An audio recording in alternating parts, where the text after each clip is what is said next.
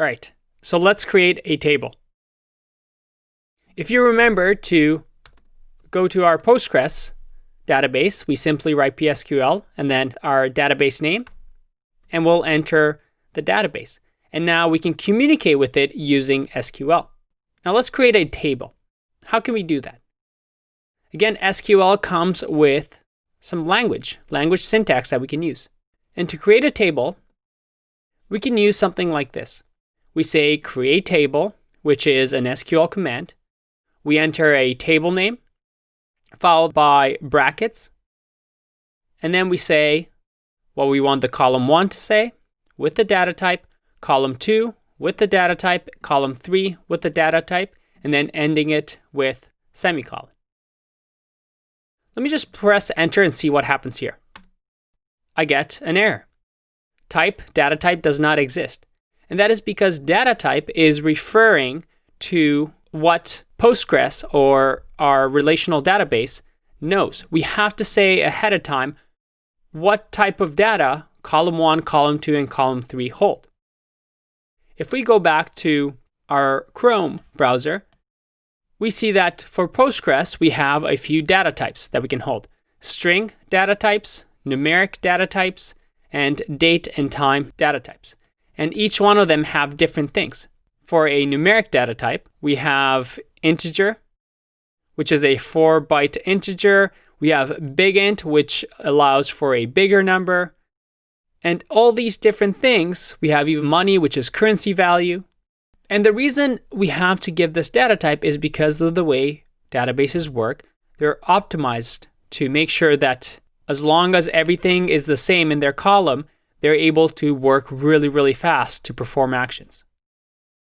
In our case, let's use some of the most common ones. We can use text for the first column. So let's do that. I'm going to press the up arrow and get create table. I'm also going to name this table. Let's call it users. And column 1 will be name. Data type can be text. Column 2, we can say that is age.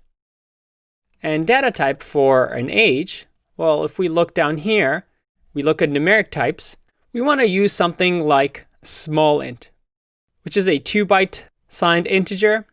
It means that a max for a small int, if I go to small int max, we see that the max range is 32,762. Well, nobody's going to be that old, right? So we can use small int for now. Let's do that. I'm going to say age is small int. And finally, the third column will just have birthday. And birthday can be a date data type. And we can just have date. Let's press enter. And I get create table. Let's look at our PSQL here. I'm going to minimize this. And if I click refresh here, I see that we have users. Look at that. And we have columns for the table users, that is name, age, birthday. It tells us the type and the length. So now we have our table. Awesome. There's also a way to do it here. If we do \d, I get list of relations. And look at that. We have our users table and the owner, which is me. Very cool. There you go. We've created our first table. Now that we have this, we can start entering some information. And by the way, you might be asking, how many times do we run these commands? Well, ideally, once you create your database and it lives somewhere on a computer, somewhere in the world, you only run this once, right?